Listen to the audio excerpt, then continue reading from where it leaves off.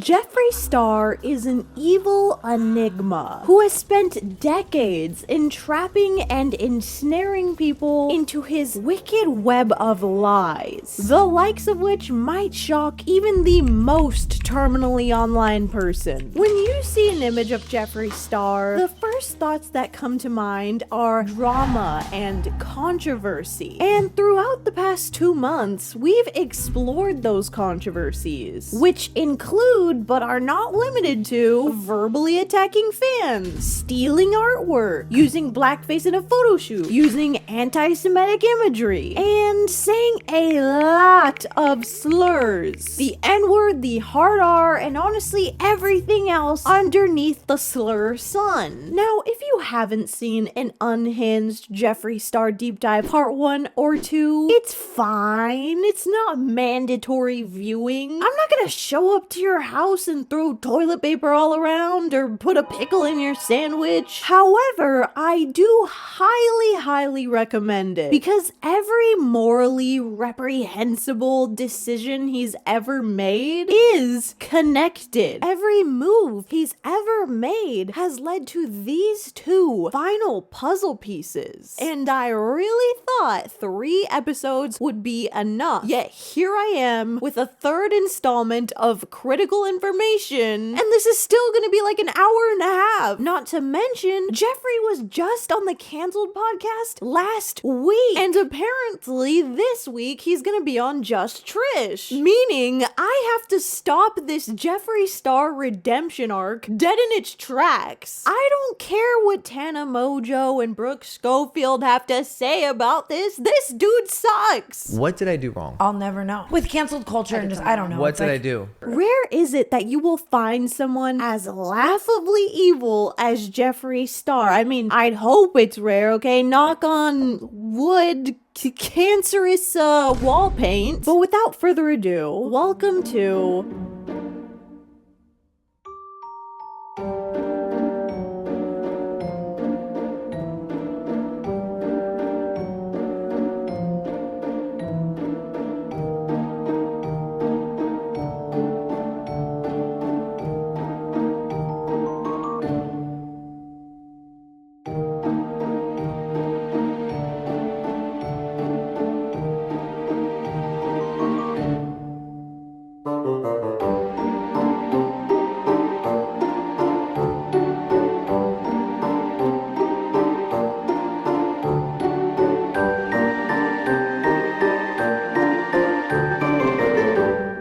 begin with a 30-second academic review. At the end of Jeffree Star Part 2, we were entering the 2020 timeline, which is arguably one of the most interesting times in Jeffree's career. At the time, he had just narrowly escaped accusations of being racist during Dramageddon 1, which was an internet scandal caused by Gabriel Zamora when he posted this picture of himself, Manny MUA, Laura Lee, and Nikki Dragon flipping off the camera with a caption that read, "Bitch is bitter because we're doing better without him." He then subsequently accused Jeffree of saying slurs behind closed doors presently, despite Jeffree's own claims, as well as Shane Dawson's, that he had changed. This then in turn caused Jeffree's fans to dig up old problematic tweets from all 4 of these former friends, and their problematic tweets somehow caused everyone to forget about Gabriel's original claim and let Jeffree out of this situation scotch-free, even celebrating their downfall.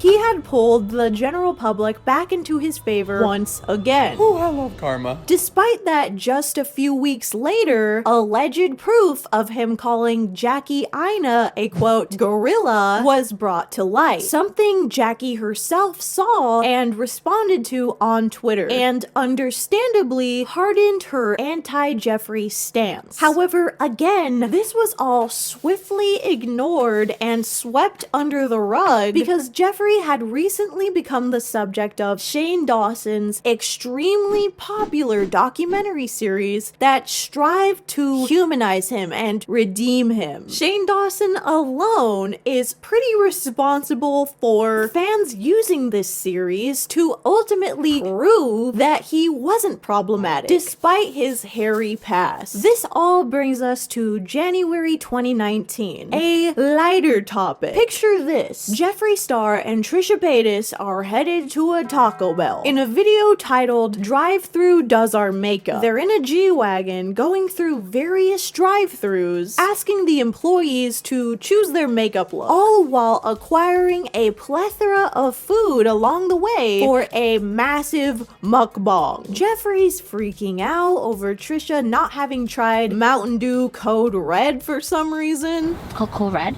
Code. I am thinking. Trisha! You've never had Code Red? And as anyone could see, their friendship had grown a lot since their original collaboration. And at this point, 2019 feels like it could be a positive year with endless opportunities. The drama was over and beauty YouTube was restored to harmony. Sort of. Maybe mostly for Jeffree. But him and Trisha stop at a gas station for yet another makeup recommendation, and the employee compliments Jeffree's makeup, but not Trisha's, specifically. Your makeup is really nice. Wait, what about mine? Yeah, it's good too, but no, yours is. It's a funny moment from a video that has 8.8 million views, an indicator of just how much he bounced back. And the video ends with the two of them eating their massive quantity of food. It's celebratory, and Trisha even invites him to be a bridesmaid at her hypothetical wedding. But this moment would soon become ominous. Podcast with Jeffree Star, who just hates me and continues to just hate me. And speaking of ominous, Jeffree's relationship with James Charles also appears strong at this time. But before we get into that, I need to tell you guys about Midas Merge. Midas Merge is a relaxing game all about combining items and adorable animals. And it's set in a fantasy land called the Gardens of Gold, which has been covered in dark shadows by the beautiful, sexy, I mean evil goddess Nyx. She called me a kitten and it changed the way I felt deep inside. But the good news is that we can restore the kingdom by merging items together and feeding cute animals. Like this little guy. Get a little key, get a little guy. And honestly, I found this game hilarious because the animals are so sassy. Like there's a scene where your turtle gets pissed off because he doesn't get a piece of cake. Not to mention this squirrel that's straight up unhinged. I bit her leg. She tasted rotten. I think my squirrel gave her rabies, but we'll have to see what happens. Besides this charming dialogue though, the gameplay is so satisfying because you can merge literally anything, like multiple eggs to hatch new animals, and even combined animals themselves to create new rare ones. Like if you merge 3 level 1 crystal fawns, you get a level 2 fawn. Like, need I say more? Okay, he took the substance. He's adorable. And on top of it all, okay, the cherry on top is that Midas Merge is free, has no ads, and you can even play it offline. And listen, if you're one of the first 100 people to download Midas Merge using my link or QR code, you'll get an exclusive level 1 Mox Fox. And this little creature will speed up your garden process and even come with my name. So if you're ready to cozy up and find your new favorite game, click the link in my description or scan my QR code to start having fun now. Thank you so much Midas Merge for sponsoring me, and now back to the video. If you recall, the two of them had been collaborators and friends since 2018, despite a very rocky beginning to their relationship, with Jeffree himself admitting that he did not like James Charles at all when they met, even going as far as attacking him on Twitter with his other influencer friends when he was just 16 nonetheless, with the crux of the issue being that James had a big head and he was not humble, okay? Remember that. At the time I was literally 16, I just had that superiority complex and I had an ego, and I will definitely be able to admit that now. But hey, all of that was in the past, and they were ready to flame broiler some palettes together. Alright, now we're gonna do a little Nickelodeon eyeshadow. Bye.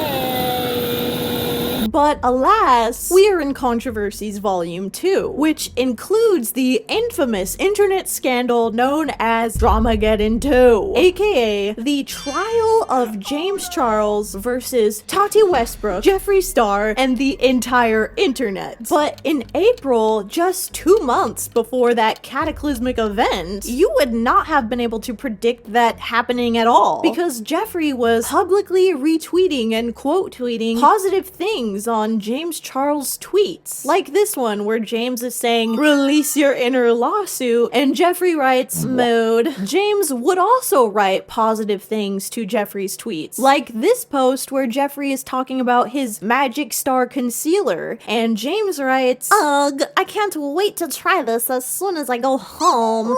Little did James and the rest of the world know that Jeff was about to flip the motherfucking switch, because on May 10th, a fellow beauty guru and James Charles's mentor, Tati Westbrook, would post a video titled "Bye Sister." And not even just "Bye Sister." "Bye Sister ... That's when you know shit is serious. Now, I'm not gonna fully dive into the "Bye Sister" video itself, because I already did in my James Charles video. So if you want the whole dirty detail, the whole entire enchilada, check this video out. But right now, I'll give you a quick spark notes of the video and then focus on Jeffree's immediate involvement. So in "Bye Sister," Tati claims the following. Number 1, James betrayed Tati by advertising a gummy vitamin company called Sugar Bear Hair, which was a direct competitor to her brand, Halo Beauty. 2, that James was obnoxious at her birthday dinner and talked about, Like sucking dick and cock. sucking dick and cock the whole time. Something that is deeply unserious, and I have no idea why anyone gave a fuck at the time. But number 3, and this is the most serious one of course, that James is predatory towards straight men / tries to seduce them and take advantage of them by using his fame and fortune, which Tati claims to have witnessed in real time at that same birthday dinner, because he wouldn't stop flirting with their waiter, whom Tati claims was straight. And this guy's name was Sam. Remember that? Because it will come up again real quick. But something interesting about "Bye Sister" was the way that she addressed these issues, if you could even call the first 2 really issues, in exactly the order that I just told you. Like, if this were a soup, it would be 60% vitamins, 30% dick and cock, and 10% predatory behavior. Very yucky. And while most of these claims would soon be debunked by James, in the immediate wake of "Bye Sister," the internet entered a mass hysteria, the likes of which I have never seen before. Like, not only did the internet simply take Tati's side in this matter, it freaking led to fans mass unfollowing and unsubscribing by the hundreds and thousands, causing him to become the first YouTuber in history to lose 1 million subs in just one day. Fans were even burning and destroying his Morphe palette in various and creative ways. Honestly, here's one in a litter box. Here's one where a fan customized Tati punching James in the face on the cover. Here's one where they just wrote "canceled" over the top of it. And one that particularly irritates me, which says "Stan Tati Westbrook." But to make matters somehow even worse for James, the public would take Tati's side even harder after he posted a video simply titled "Tati," in which he apologizes to Tati but does nothing to disprove anything that she said, including her only serious allegation. You know, Sam the waiter. Not only that though, he spent like 75% of this video just like breathing instead of yapping, which caused it to become heavily memed on.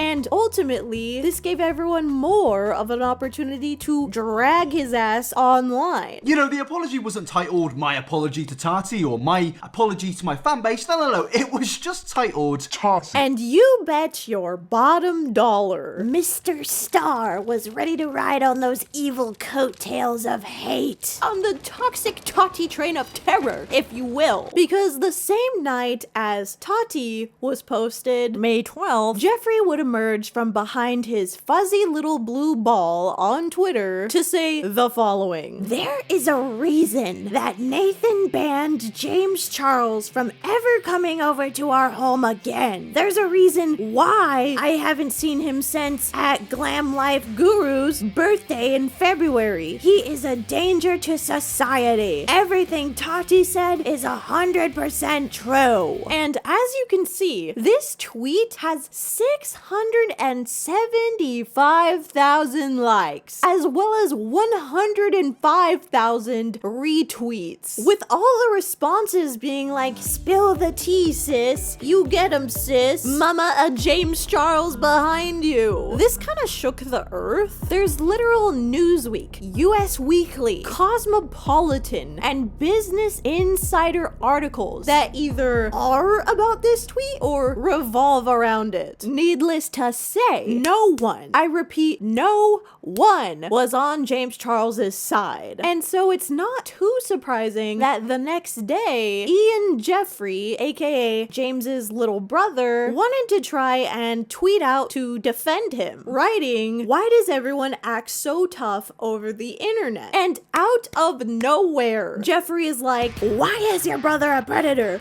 Why'd you really move back to NYC? Exactly. Shut the fuck up." This is beyond Joker asylum crazy, by the way. Like, Ian was only 17 years old at this time, and Jeffree, predictably of course, was 34. That's 9 whole years of having a fully developed brain, bitch. And he's picking on a KID, okay? Maybe if I spell it out, Jeffree won't come around and start screaming. Also, for Jeffree to insinuate out of thin air that the reason Ian moved to NYC was to get away from his predatory brother is insane. Like, he doesn't know this kid. And it would later be revealed that he actually moved back to New York because he was having mental health issues and he wanted to be with his parents. Jeffree loves like reaching around, like around town, underneath, and just grabbing people's nuts, so I can't be surprised. But this same night, okay, still May 12th, Jeffree would send an accusatory text message to James. And when I say accusatory, I mean it is jam-packed with accusations. It is a lot. So let's disassemble this text piece by piece like a Lego set. Okay, so starting from the first paragraph, he writes, "Grayson is going on camera shortly to finally tell the world how you tried to molest him and touch him in his sleep and made him uncomfortable for months. You sick motherfucker." Now, this Grayson person that Jeffree is talking about is Grayson Dolan. And at the time, he was a fellow YouTuber with a massive channel that made millions upon millions of views in the early 2010s, alongside his brother, Ethan Dolan. And this channel was called the Dolan Twins. Both Grayson and Ethan were close friends to James Charles in 2017. And they were in a vlogging group together with Emma Chamberlain known as Sister Squad. And an important thing to know about Sister Squad is that there were reoccurring jokes and uncomfortable moments in these videos between James and Grayson specifically. It was very obvious that James had an unrequited crush on Grayson, and it was likely that a lot of these jokes were just played up for entertainment. How much I love survival and camping and just like nature and being with the wild. Okay, it's good enough.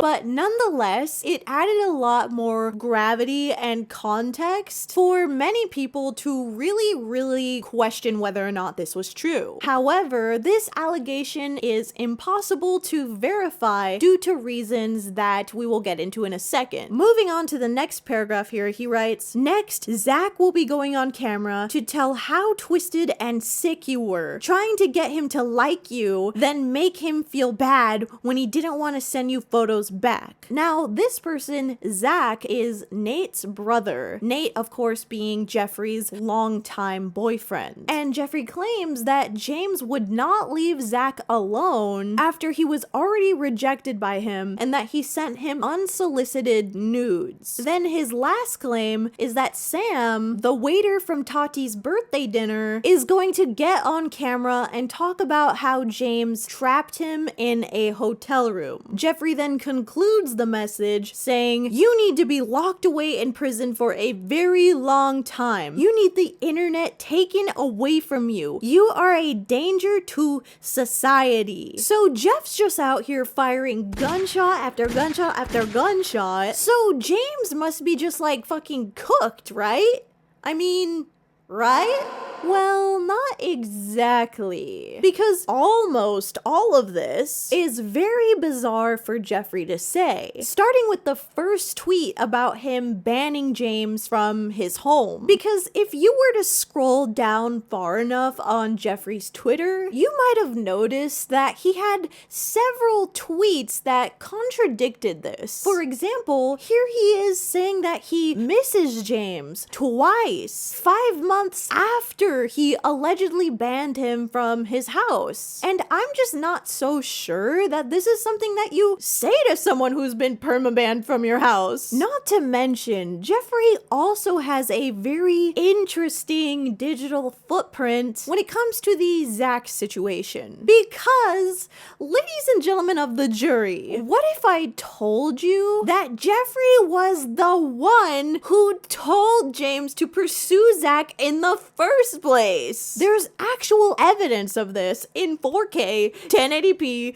280p, all of it, in a video titled Palette Swap, where he literally says, "Hey, Nate's brother is single and mainly straight, right up your alley, and he just moved here, word." Like, this is a huge flop on Jeffree's end, because if you haven't noticed, a huge overarching theme with his and Tati's allegations is James manipulating and forcing himself onto straight men in particular, like Grayson, Zach, and Sam the waiter. And at the time, it was unclear if some of this was real or any of it was true at all. But either way, Jeffree Star might not exactly be the right person to call him out on it, considering he has a very long, like Jimmy John's sandwich long, thoroughly documented history of doing the exact same behavior that he is reprimanding. For instance, he literally wrote a whole song called Straight Boys that has lyrics like this.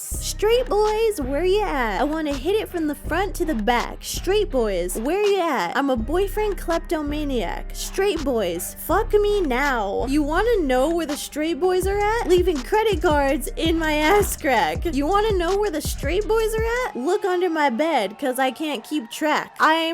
I'm sorry that you had to hear those words out of my mouth. But listen, okay? It's not just lyrics, okay? This is where it gets insane. According to this Business Insider article, the very next day, after Jeffree sent this accusatory text message to James, May 13th, he asked for a fan's assistance in deleting 400 tweets that were super problematic and included jokes about assault, about, and you might have guessed this one, having sex with and seducing straight boys. So these are the leaked messages between Jeffree and the fan, and keep in mind, Insider verified that these are real. So Ahem. He writes, I really appreciate it. My old humor doesn't translate these days. And then he proceeds to send a plethora of links to different tweets he wants this person to delete for him. And in exchange for this, he offers them 2 free tickets to one of his masterclass events. So this person began sifting through these tweets, and they are foul and hypocritical to say the least. Quote, in some of the deleted tweets, Star bragged about his sexual conquest with straight men,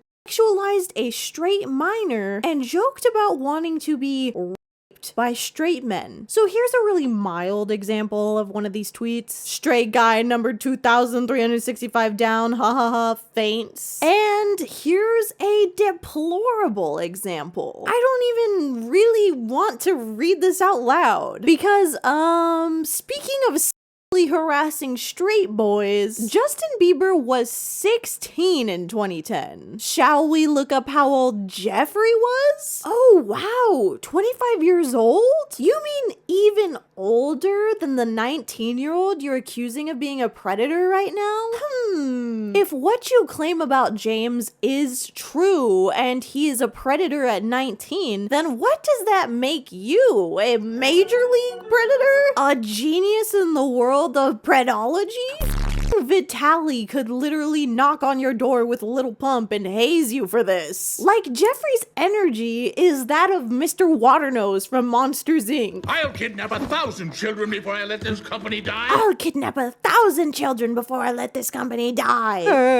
Also, side tangent, can we talk really quick for like 10 seconds about how sexualized Justin Bieber was as a minor, as a literal child? All caps locks, C-H-I-L-D. Like, Jeffree is far from being the only person that said something disgusting like this. And you know what? We might need to do a deep dive on him and Hailey Bieber. Their history is insane. Whatever though, this is irrelevant. At this point, you're probably thinking, wait, so this fan is just combing through hundreds of tweets, going out of their way to help Jeffree and probably risking their job at Twitter to do this? I mean, that's undeniably worth more than 2 tickets to whatever ass show Jeffree was putting on. Like, in this situation, I'm asking for plastic surgery, the world's biggest Miffy. I'm asking for a house. I'm getting the whole shebang out of this. But I guess they were such a big fan that they were willing to do this prison labor. And so after completing their task, they excitedly accepted those 2 free tickets and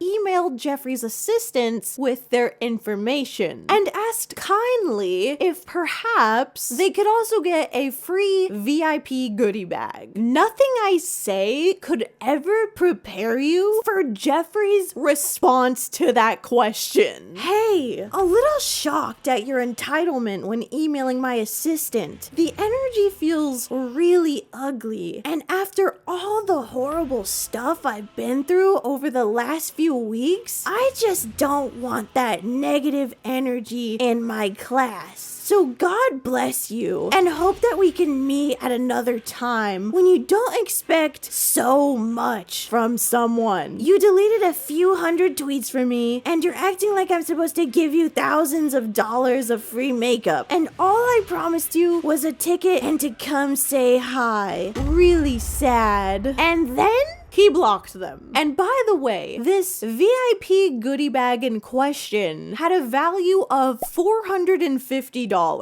Jeffree's net worth is over $200 million. Like, what a cheap ass bitch! Like, what? This reaction, of course, is nothing short of neurotic. Like, no doctor, no scientist on earth can explain this. Out of all the multiple choice answers, A, B, C, and D, Jeffree chose F. Like, this shouldn't even be part of this shouldn't even be the option of what you could possibly say to that. But as a result of this bombastic reply, the fan ended up wanting revenge and leaked these messages to Business Insider.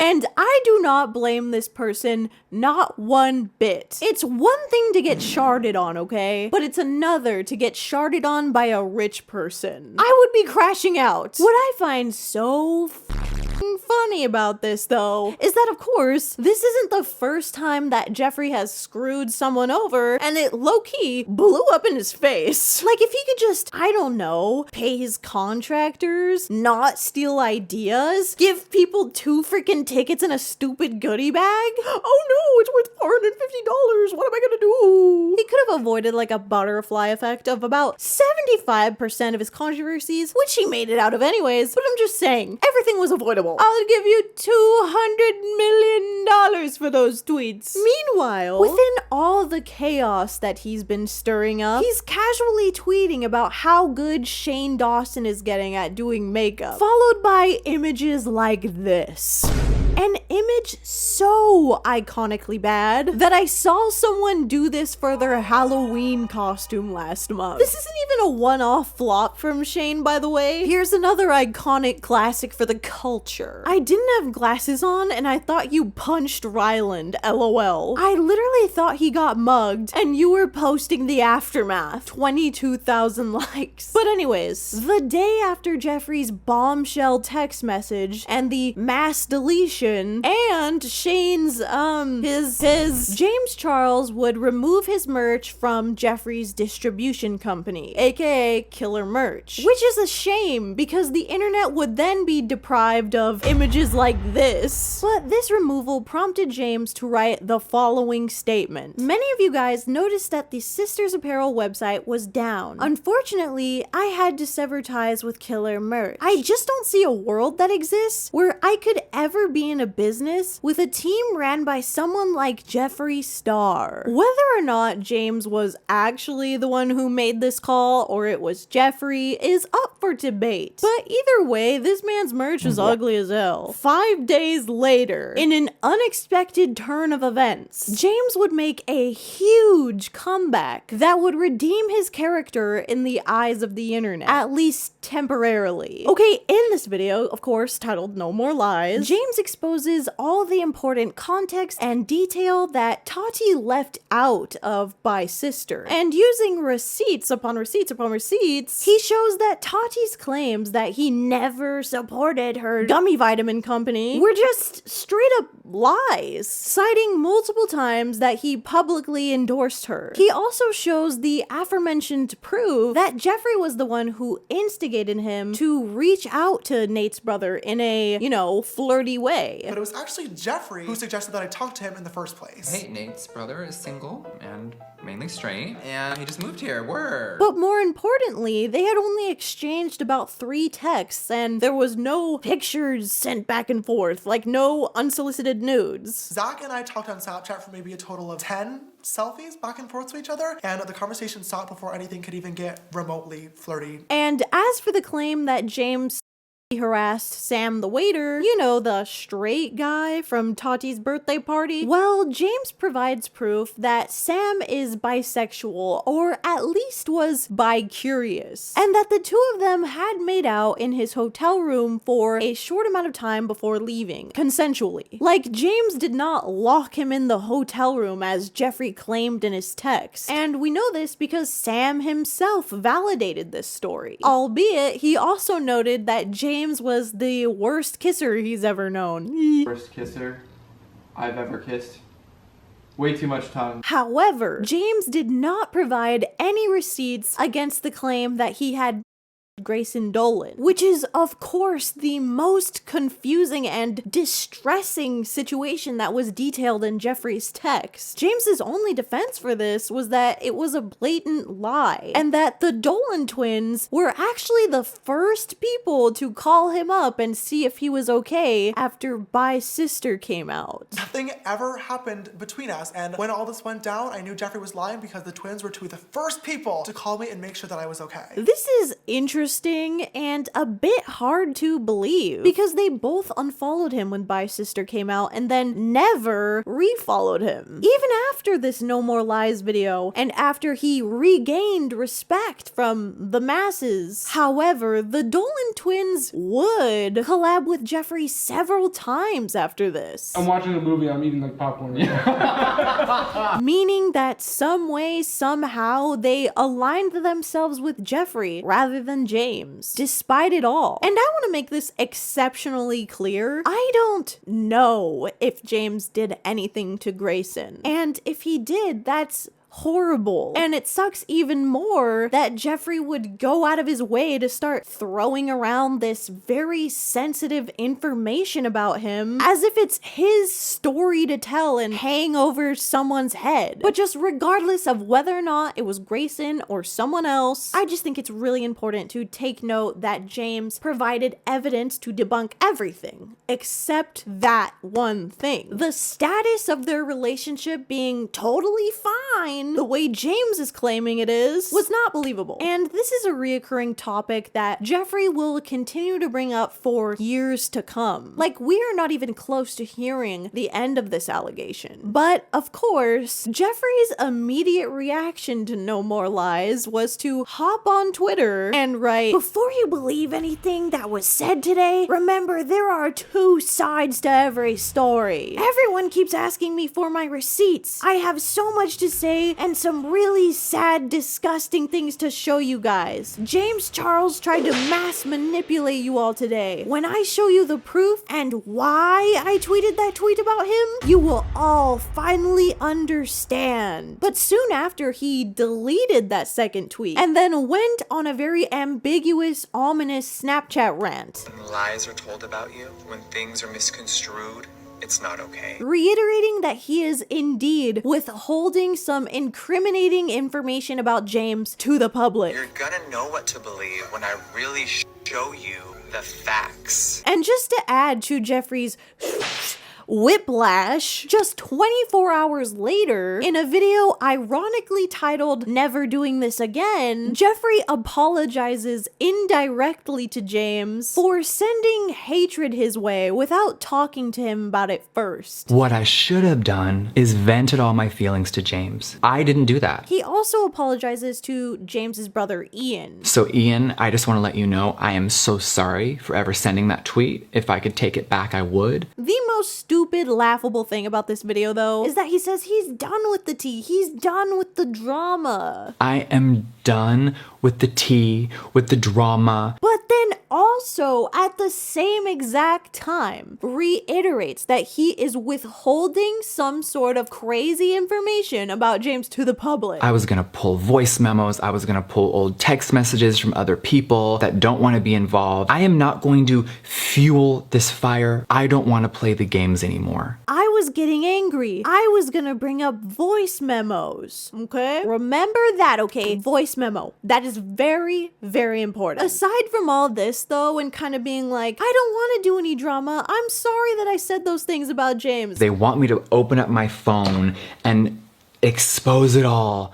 I'm done doing that. But then at the same time being like, but you don't know what's going on behind the scenes. But today I will not be posting voice memos. I will not be posting text messages. I will not be exposing anything more. This has to stop. He's also claiming that this whole mix-up, this whole crazy chaos was caused by not him, but the old him. I'm in such a good place. So for me to digress and go back to Jeffree from years ago, it's as if he's been possessed by the ghost of Christmas past to write these things. For hours yesterday, it took me back to the old Jeffree, and I was in a very dark place. Motherfucker, you are 35, okay? There's no old you that is gorilla gripping your neck, forcing you to write down on the keyboard. And goddamn does Jeffree have a very funny formula to apologizing for things. This person here summarized it best, I think. Take a shot every time he says, did I insert something horrible? Of course I did. And on a situation that I didn't fully understand and chime in, absolutely. I am always keeping it real. Has it gotten me in trouble before? Absolutely. But either way, this missing information, these text messages, the voice memo, will all become detrimental to Jeffree's, James, Tati's, and even Shane Dawson's career, and their future in general. But after millions of people watched this video, whispers of whatever secret Jeffree was keeping under wraps began sparking a frenzy for for internet sleuths and tea pages to demand Jeffree spill the tea and,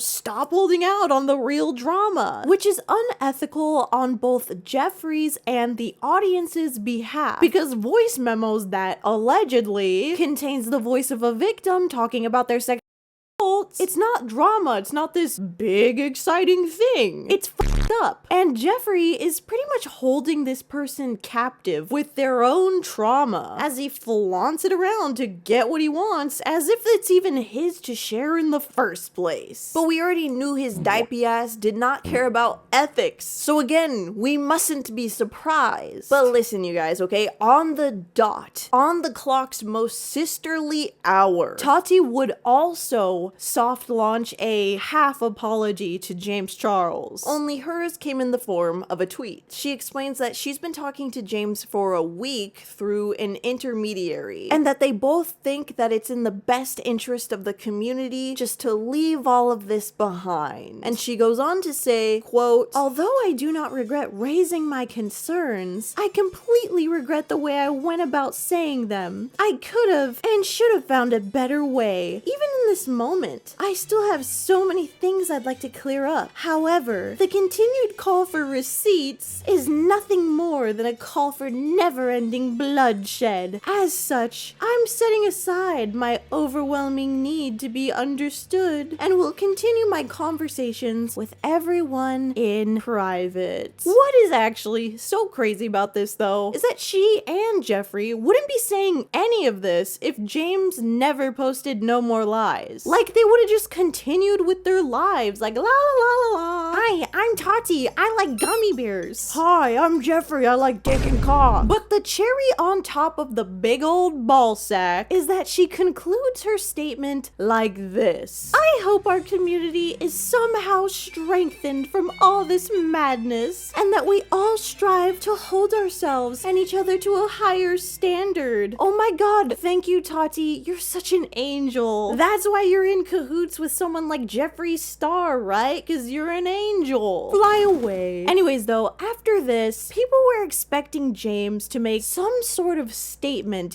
reprimanding Tati and Jeffree in some capacity. But instead, his response was very mild Bobby and non-aggressive, especially with all things considered. Quote, "Thank you, Jeffree Star and Glam Life Guru, for your sentiments. I am on board to move on. I will no longer speak about this further, but do hope to speak in the future when we're all ready. This week was awful for all of us, and I ask that the community focuses on positivity moving forward." I honestly find this to be extremely suspicious, just because we know what we know now about James Charles. Like, think about it, okay? These people tried to ruin his life, essentially. And if none of it, including the incident that I'm talking about, is true at all, what would be the need to publicly free these pieces of shit from getting griefed and mobbed online? The answer is that there is none. He should have let them all burn. That is, if he was not guilty at all. Shane Dawson would also chime off on the situation in full support of Jeffree's video, writing, "Reflective Jeffree is my favorite Jeffree. Yeah, sure, buddy. He reflects every 2.5 business days and then unreflects. It's like in SpongeBob when they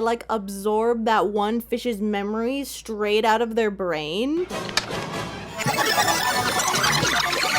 This has to be ritualistically happening to Jeffree. Every single time he should be learning a lesson to become a better person, he puts that shit in the deleting bin. And as if May 19th, 2019 didn't have enough going on already, then suddenly Tati deletes By Sister, which I guess officially marked the end of all her allegations against him. But this all leads us back to the Shane times Jeffree series, which continued 5 months later on October 29th, 2019. Oh, the jack-o'-lantern. Whoa, the chocolate eyes. Shane would release a trailer for The Beautiful World of Jeffree Star. And picture this, okay? The trailer begins, and this dramatic song called Prom Queen starts playing. All the while, Shane walks around and stares at different things like a sad Minecraft pig. Like, at first glance, you would assume that that something actually bad is happening to him in this documentary. With how like solemn he's acting. You know, Minecraft pig, Minecraft chicken when you just killed another chicken right next to it. But no, he's looking at things like a private jet that just pulled up to take him on an adventure. Or this time where he's looking out the window of his $1,000 hotel room. The song Prom Queen makes zero sense thematically for this episode and the series in general, to be honest, because it's literally about successfully running and selling millions of dollars of makeup. Therefore, you could argue that they are the prom queen in question. There is nothing sad to see here. It's sort of like when Shane pretends that he's poor. I'm gonna pee. Which bathroom should I pee in? And is there like a poor bathroom or like a... Like sometimes he's just pretending that he's sad as well. Yet he continues, staring at the floor, staring at the wall, staring at his phone. But his favorite thing most of all, I think, is when he goes like, huh? But finally, we get to the end of the trailer and boom. To fans' surprise, there was footage of Shane watching Bye Sister in real time. And he even sheds 2 pipsqueak salty Splatoon tears. Even more excitingly though, the trailer then shows Shane and Jeffree watching as James loses hundreds of thousands of followers.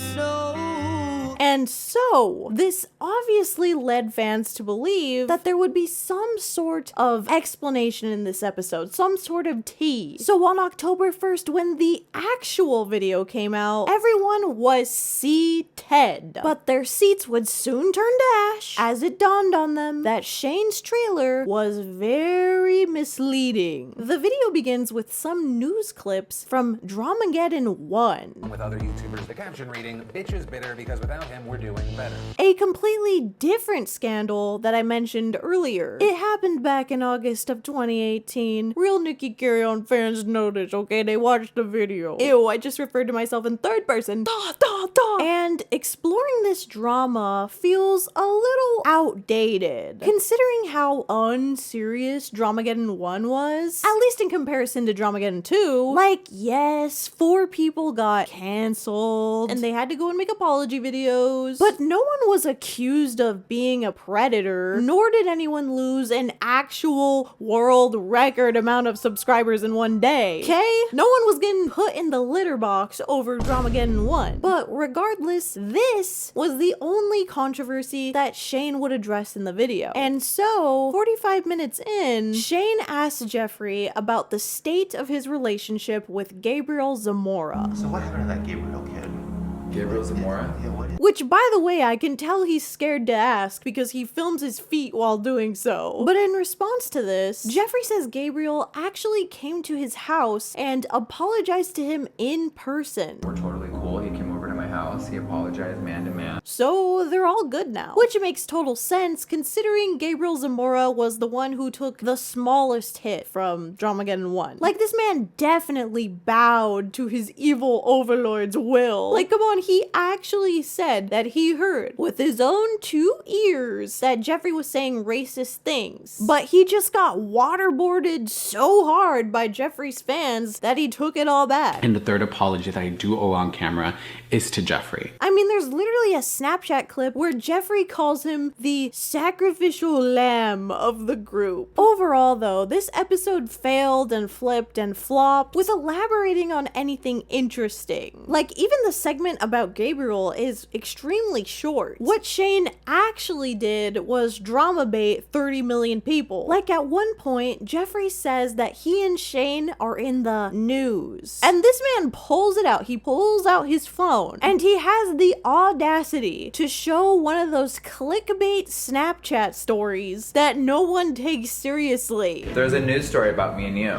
There is breaking news, and it says, "Is there tension between Jeffree and Shane?" There's a news story about us, Shane. This is crazy. Never mind the fact that they quickly move on from this. The closest they get to talking about James Charles is this little 5-second moment where you see his picture in Sephora. But this all begs the question, why was the Tati drama teased at all? But needless to say, people were foaming at the mouth, hungry for any behind the scenes information on what went down with Dramageddon 2. But the following week, Shane Dawson would go on an Instagram live stream and have sort of a Menty bee regarding the mounting pressure from fans to just spill the beans already on Jeffree's involvement with James Charles. It wasn't about holding, oh, I'm gonna wait. It wasn't that. It was literally just like, well, if I'm gonna do the Dramageddon stuff, I need to reformat it and do it right. He goes on to vent about how he feels stuck on whether or not to include the drama because all of it had unfolded 5 months prior at this point, and the dust had kind of settled, at least in the beauty community. So according to him, he's like, why should I rehash old things? If I don't post any of the drama stuff, people are gonna be like, you clickbaited. If I do post the drama stuff, why are you bringing up old stuff? I literally can't win. So I think I'm just feeling very like stuck. Which honestly seems like a bit of a cop-out, considering just how heavily involved Jeffree was with attacking James Charles, someone who they both knew really well and even cameoed in previous episodes of this very same series. Oh my god, oh my god! That did not hurt. I'm crying. I'm sister sobbing. You're so bad at this. And depending on how you feel about Shane, you could either interpret this as a refreshing and vulnerable live stream, or some sort of premeditated empathy fishing. For those of you who don't know, by the way, I'm currently doing a deep dive on Shane, and a reoccurring theme with him is claiming that he's an empath and then proceeding to not be an empath. So whether or not this is the genuine Shane is something interesting to be explored, but no one really had enough time to digest what just happened, because just 3 days later, Shane would post another episode called The Secrets of the Beauty World. Now, this episode is really interesting because it was filmed back in March of 2019, which was just 2 months before By Sister was posted. Yet, in this video, Jeffree speaks extremely highly of James, even going as far as saying he's like my little brother. He's really killing it, he's like my little brother. Y'all.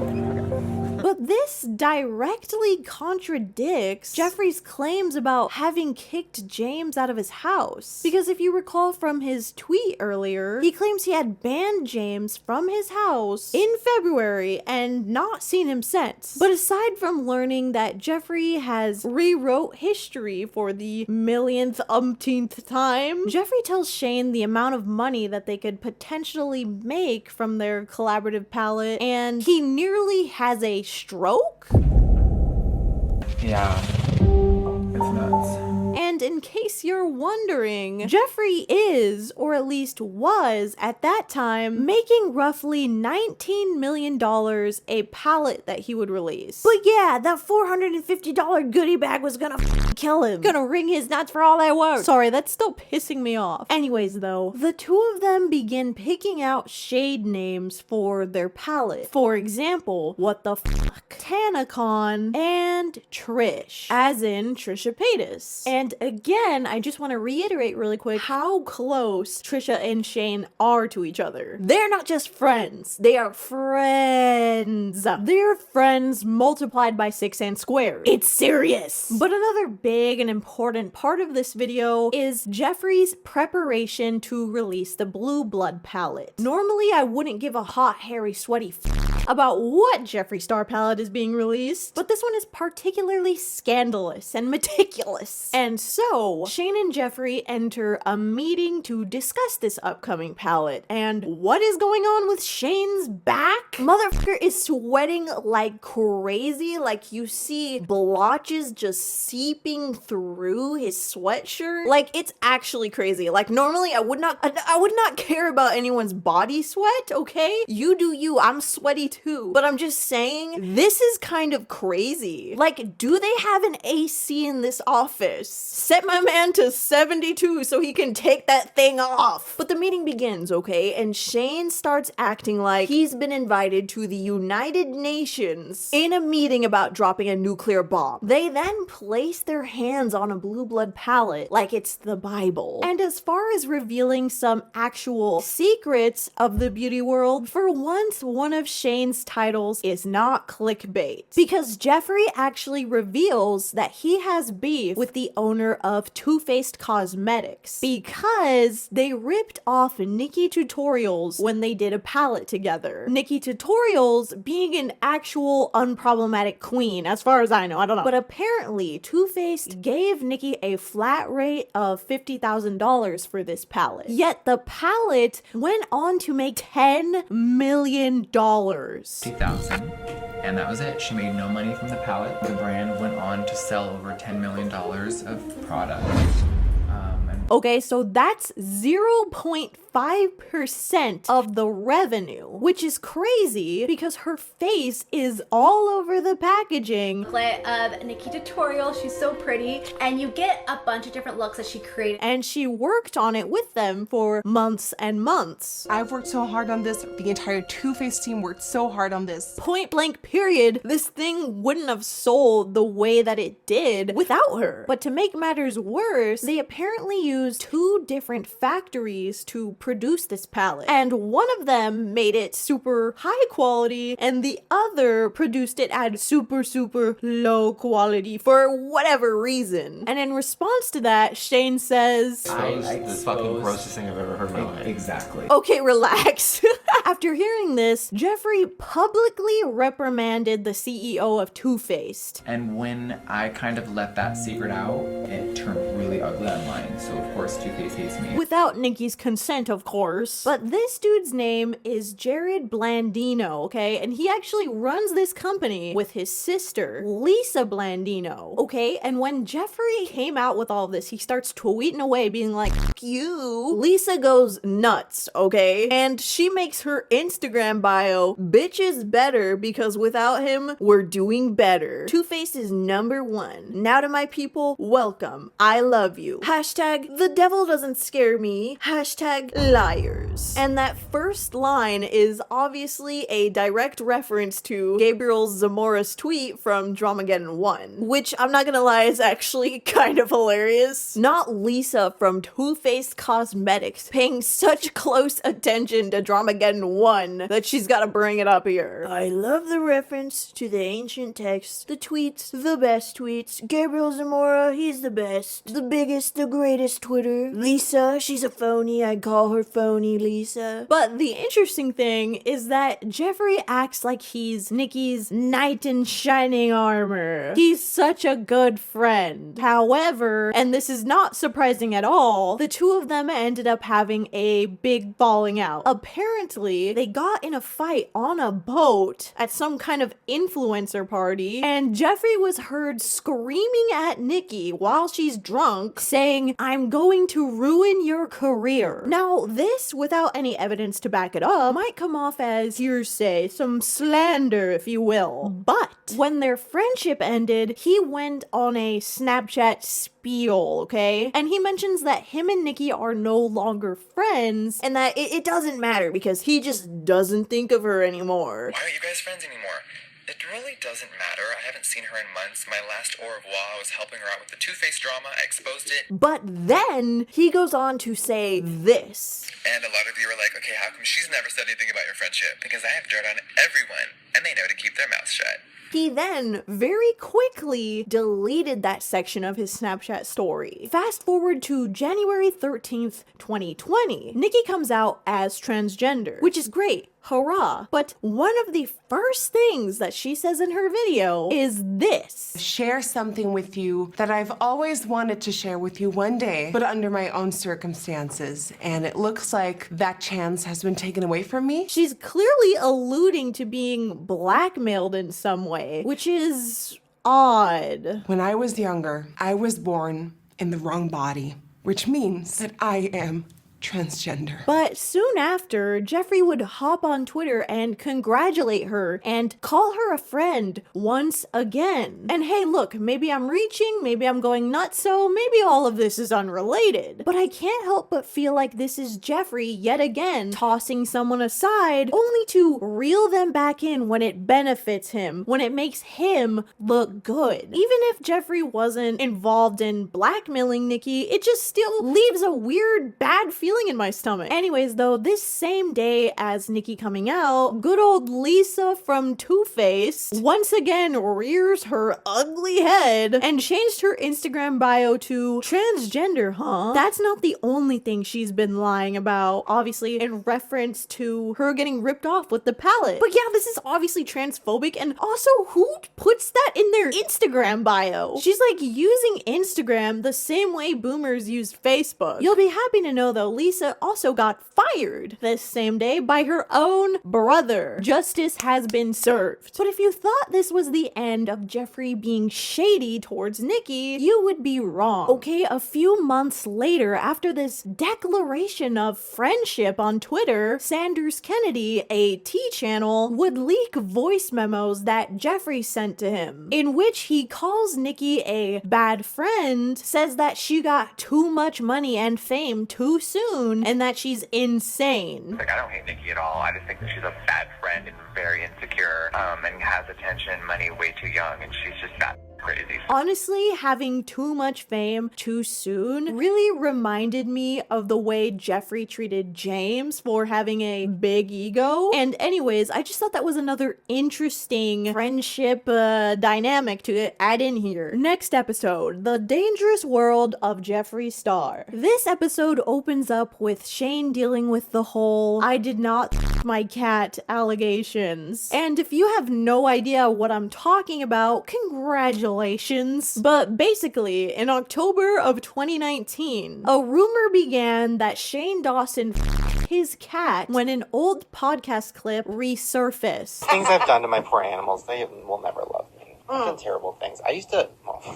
Oh no, I don't know if you want to go there, Shane. What'd you do? And whether or not there's any little sliver of truth to this podcast clip, it's gross as hell. He basically says his first sexual experience was him humping his cat and then doing you know what on its stomach. He also says he was 19 years old at the time. I don't know, just another detail that feels far too specific. Here's some of the actual clip. You can decide for yourself. One time, I laid my cat down on her back. Are you gonna get arrested for this? Whatever, and then I humped it, and it came all over the cat. No, you didn't. I was also like 19, so it's like... The internet went absolutely nutso over this. Like, huge creators were talking about this, and even major news outlets, like literally CBS News. And so Shane quickly got on Twitter to try and defend himself. I didn't my cat. I didn't a cat. I didn't put my pee-pee anywhere near my cat. He claims that he made the whole story up and just told it for shock value, which is entirely plausible given that his entire empire was built off of being offensive and unfunny. However, I will say that Shane does have a weird track record with animals. In fact, Shane even told a very similar story to Trisha Paytas in this video where he claims he accidentally ate his cat's... It was an accident, and I was licking her, I was blowing on her stomach or whatever, and then she jumped up and kicked, and then her whole vagina was in my mouth. And there's tons more, but hey, that's a video for a different day, literally the Shane video. Anyways though, Shane opens up his phone to reveal Shane Dawson is over party is trending on Twitter. Right now it's still Shane Dawson over party, and then Shane Dawson's, which I'm assuming, cat. Hilarious. So he goes over and he meets up with Jeffree, and there is this festering sense of paranoia in this episode because they feel like they're being targeted. How do you even find out who started this like smear campaign? Like, it's how you react. Not just because of the resurfaced bestial podcast clip, but also because Jeffree just had one of his warehouses burglarized. And this wasn't just your average burglary, okay? This was a robbery of cartoonish Looney Tune proportions. Because they broke in through the ceiling and lowered themselves in with a rope. Jeffree's assistant even describes their entry point as a human-shaped hole. They came in through the roof. Yeah, so once they figured out where they were gonna drop in, they used a saw, literally cut a person-sized hole in the roof, dropped down to the landing. They super spied it in there, and they stole an ungodly amount of Jeffree Star's unreleased Magic Star concealer, which, oh my god, A24 needs to make a movie about whoever these gay divas were, because they performed the cuntiest heist of all time. Put me in the writer's room. Anyways, Jeffree and his assistant both say these robbers were experts at their craft, that they ripped out all the cameras and wiped every fingerprint clean. Also, they don't have any backup servers, so there's absolutely no footage to help them find these people. Security room and ripped out the alarms. They sold the backup camera, they sold the backup battery. Everything is wiped completely clean. We don't have a backup server somewhere else with the footage. And then Jeffree says, with the utmost seriousness, utmost sincerity, that this heist was personal. And he knows it because they stole Blue Blood, they stole concealer, and they stole Red Bull. It really just feels personal because they stole Blue Blood and they stole Red Bull. What? How many? Also, side note, I'm having a hard time believing that this is the actual background music that's playing right now. I think it could have been, I mean, I don't know, this is like, and we'll probably cut this up, but do you think this could have been somebody that has worked here or no? 100%.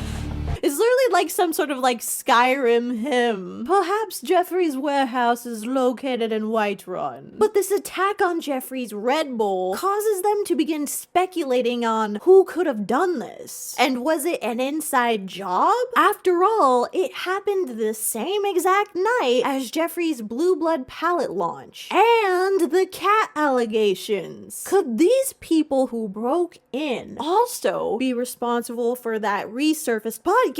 Well, tinfoil hat or not, Jeffree would later release a video elaborating on what exactly happened. And he claims that $2.5 million of makeup was stolen. And he seems very emotional about this because, as he explains, he spent a lot of time and money on this project. And on the surface, this might seem genuine, but then you hear him say this. And when you watch footage of this stuff, it is so gut-wrenching to see people just take your shit and put it in a truck and steal. Wait a minute. In Shane's documentary, didn't you explicitly say that there was no footage? And not even a server that could hold footage. Isn't that what you said? So this is already really bizarre. But the plot thickens. Because Jeffree also claims that a girl who shared a leaked image of Magic Star online is currently in jail for doing so. And we actually tracked down this person. This person is now in jail currently. When I heard this, I was already rolling my eyes. But then I found this CBS clip where the girl herself says that she hasn't been contacted by the FBI and she's not in jail. Also, clearly. Rollison says the FBI has not contacted her. I feel like in a way I'm responsible for ruining an entire product that you worked years on. But without even considering these Class C lies I'm bringing up right now, people already found Jeffree's story to be suspicious because of just how much he was claiming the FBI was involved, when no other news outlet nor did LAPD ever say anything about an investigation of that sort. Just Jeffree Jeffree. So then this Twitter user, Good Citizen Records, went on the City of Los Angeles Public Records website and requested to see the information about this robbery. And after reading all of this information, what Good Citizen found was that the actual amount of products stolen was valued at only $10,000 and property damage worth $30,000, making that grand total $40,000 rather than $2.5 million. Now, is this information real though? Or is that Cheebs lying? Well, it's complicated. LAPD has since put these records on the public website without having to request anything. And they do say the exact same thing, which is $10,000 of products stolen. However, they then released emails that were between Jeffree Star Cosmetics and LAPD, in which Jeffree Star Cosmetics is claiming that there was $2 million stolen. So there's a lot of numbers here, okay? It's entirely probable that the police found more product missing later. There's a lot of numbers floating around, okay? But it is, like, undeniably a huge jump to go from 10,000 to 2.5 million, and even kind of going back to 2 million as claimed by, you know, JSC. There's more information about these documents in this spill sesh video, but I did find something really odd on my own. So there's this Reddit thread from 4 years prior, okay, 2016, talking about a different time Jeffree's warehouse got robbed, which already on its own is kind of like, Jeffree, why did you not mention that in this video? You're acting like this is a completely new, crazy experience for you, but this blew my mind, okay? The warehouse in this scenario was also broken into the same day as a pallet launch. And what's also crazy is that I can't find anything about this robbery anywhere. Just this thread of people talking about it very matter-of-factly, like, oh yeah, this thing just happened, isn't that crazy? And they even linked a post from Jeffree's Instagram where he was talking about it. However, if you click on it, it's been deleted. And look, okay, maybe this is just my little conspiracy, brain going off the fucking guardrails, okay? But in 2016, this was before J Star Cosmetics really took off. Like, it was getting there, but it was not there. So it's not that surprising that there wouldn't be any, like, articles written about it. But what I don't get is why wipe every social media post about it? And how is it possible that the only break-ins you've ever had both happened the exact day of a pallet launch? First with what I believe was the Gemini pallet, and then now with Blue Blood. One of the most recent comments on Jeffree's burglary video reads as follows: I find it funny how the only proof that this happened is this video. Like, he never showed the gut-wrenching footage, and this is one of my favorite publicity stunts of all time. A publicity stunt? Well, isn't that kind of crazy, even for Jeffree? Well,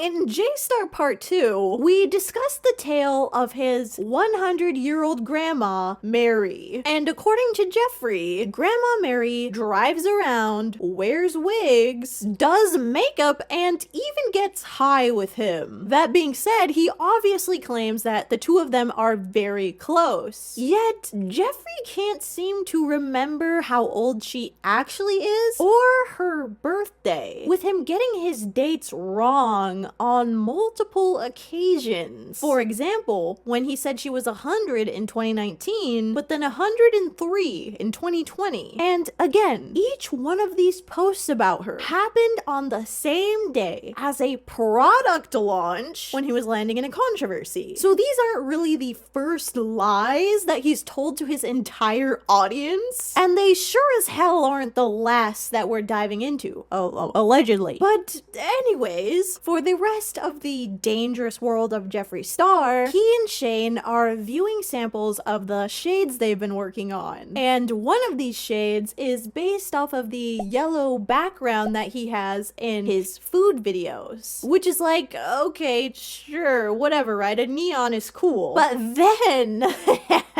they show a shade that's based off of this ass shirt that Shane has always worn in his thumbnails since the birth of YouTube.com. Why this shirt in particular? We don't know. But as I kept scrolling, looking at these thumbnails, I started losing my mind over just how many he wears this shirt in. And not only that, he makes the same face every time. Like, as in it's the same PNG. So I made my fiance, Elijah, count every single one of them. And after an exhausting tally, he concluded that Shane has made 79 thumbnails wearing this red shirt over the past 8 years. Well, actually, that's 80 now because he just came out with a video literally yesterday as I'm filming this. This is like that goddamn pig shirt part 2. Anyways, though, Jeffree starts organizing these eyeshadow colors as if he's Oppenheimer with this equation like you know the music. And Shane keeps following along with his eyes like as if he's a cat, like tweaking out over a laser pointer. Whoa. He then tries making a sexual joke towards Jeffree, but gets completely ignored, which causes him to double down on what he said and I'm so like turned on right now. Just like watching somebody like, who knows what the fuck they're doing. Fuck. That's a cute moment. Let's keep going. It's so uncomfortable. It's so uncomfortable. Moving on to episode 10 of the series. Motherfucking half this episode is about Ryland's sister getting bullied on some sort of influencer trip. And that is literally all I have to say. Like, we are skipping this video, okay? We don't have much time. The conspiracy collection reveal. In this episode, they're teasing different kinds of merch. Like this giant ass pig backpack that a lot of people are probably hiding in their closet right now. Just due to the humiliation of it all. But they have their friend, Rich Lux, over to Shane's house. And just now is a good time to introduce this guy. I wish I didn't, but I kind of have to. All I have to say is I'm not exactly in love with him because I feel that he's always metaphorically sucking Jeffree Star's nuts. Like, even till this day on his T channels. He plays a small role in a future event, whatever, triangle. But more importantly, there are 2 moments in this video that I cannot fathom are actually real life. Like, firstly, there's a scene where Shane's cat runs away from him in horror.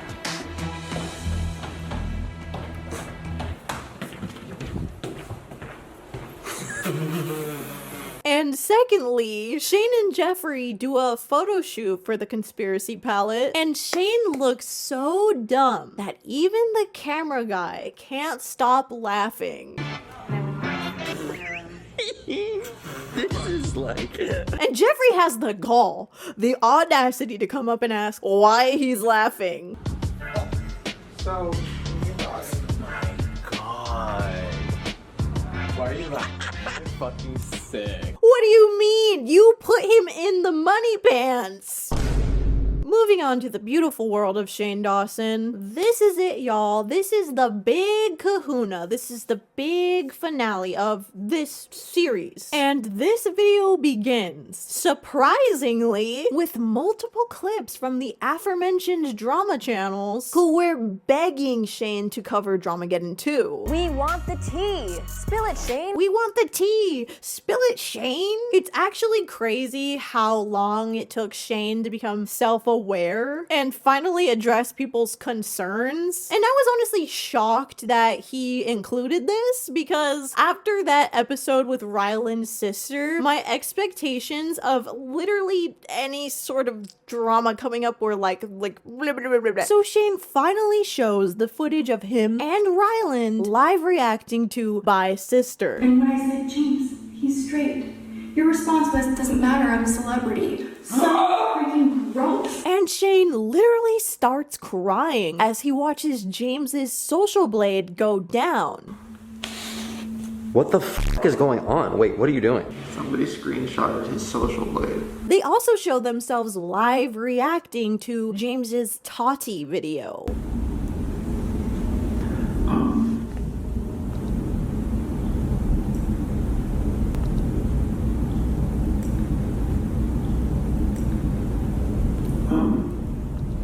Also, why is the neck of Shane's shirts always stretched out? What is he doing to them? Shane also claims that he's empathetic to what James is going through. And I totally get it, like I understand 100%, but like we know this person. We lifted this person up. It's scary and also sad. Which something is running amok with this too. Like perhaps the tears are staged themselves. But despite Shane finally releasing this footage, this section of the video really just leaves everyone with blue blood and blue balls again. Because other than this, there really isn't anything much of substance or elaborative perspective on anyone's actual thoughts as you would expect a documentary to have. It seems as though there is missing footage that was cut out here. But anyways, they head over to the Jeffree Star Cosmetics office to finally hard launch this conspiracy palette that they've been working on the entire documentary series. And it comes to the point where they're just 30 minutes before this palette launch. Oh my god, we're officially 30 minutes away. And Jeffree's entire dev team is in the conference room watching a live feed of visitors presently on the website. Oh my god, look! Oh my god! And this is huge and really speaks volumes about the incredible downfall that Jeffree and Shane have, because before the products even dropped, there were 1.5 million visitors on the website and over 100,000 people still there just waiting for something to happen. And there is palpable tension and anxiety and excitement in this room. You can feel that Jeffree sees dollar signs in his eyes and he starts twerking his diaper. These palettes ran for about $60 at the time, and with over 100,000 visitors, that is like $9 million just sitting there. And that's just assuming that everyone is buying the one thing. Like, what if they start buying that stupid ass pig backpack, okay? But it didn't just stop there. The mall was filled with so much foot traffic that there was people wrapping around the building. Morphe was preparing to be overtaken, kind of in the same way as Sephora does now when they see 5-year-olds heading there to buy Drunk Elephant. Then, when the site officially went active, there were 2.5 million people, not just on the site, but in checkout, waiting to purchase these items, and the site crashed. So that's 2.5 million people currently waiting to check out an hour after we launched. But there's 2.5 million people Trying to check out. Yeah. Oh my god! And it wasn't even just the official site, it was also the Morphe site. Don't let me down! And it was just like really stressful to try to get this stuff. It was any site that was hosting this product. The back end is down as well. Okay, it's 9:58 and everything is on the thing. I'm adding to cart. Error, there's a problem adding to cart. Jeffree began losing his shit. He started pounding his chest, pounding on the glass. Oh my Basically, god. The only thing about this is we're not getting proof because the first pallet has sold it all. God. But after about 3 hours, Shopify finally got its shit together, and a frenzy of people bought more than 410,000 conspiracy pallets. The conspiracy palette has sold out worldwide. So basically 410,000 conspiracy palettes have sold out. And at the time, I'm not gonna lie, I wanted this palette too. After all, this series was one long 5-hour ad for their makeup. And I, along with many other people, were completely manipulated by it.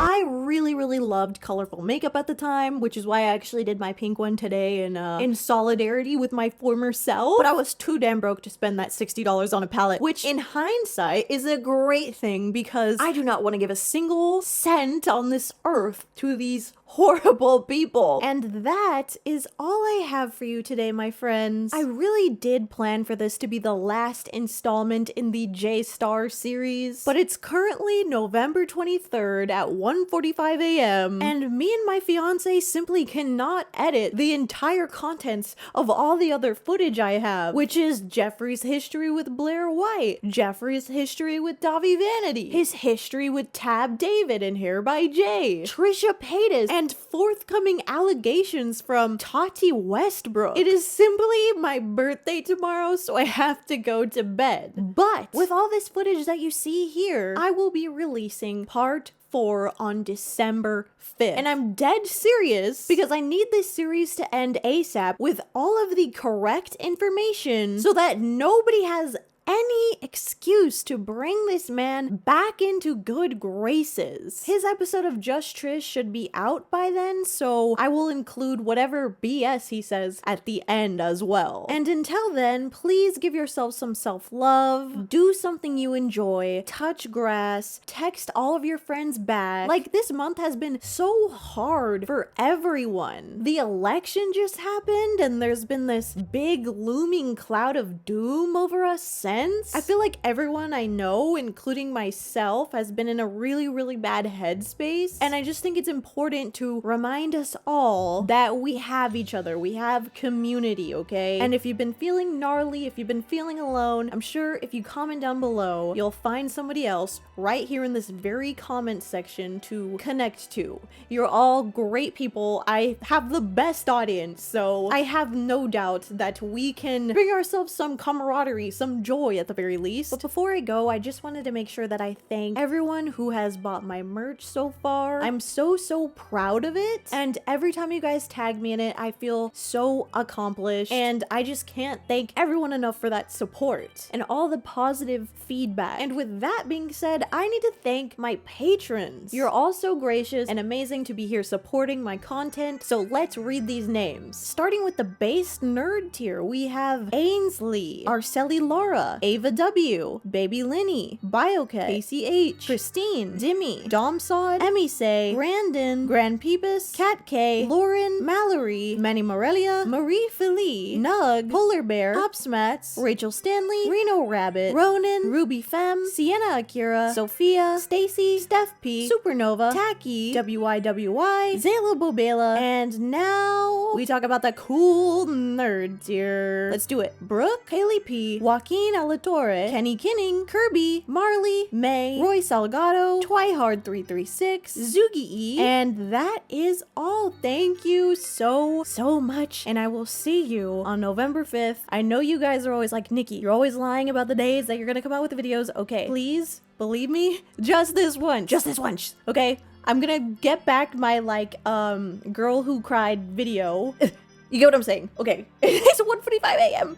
You know what I mean. Okay, I love you guys so much, and I'll see you very soon. Bye-bye.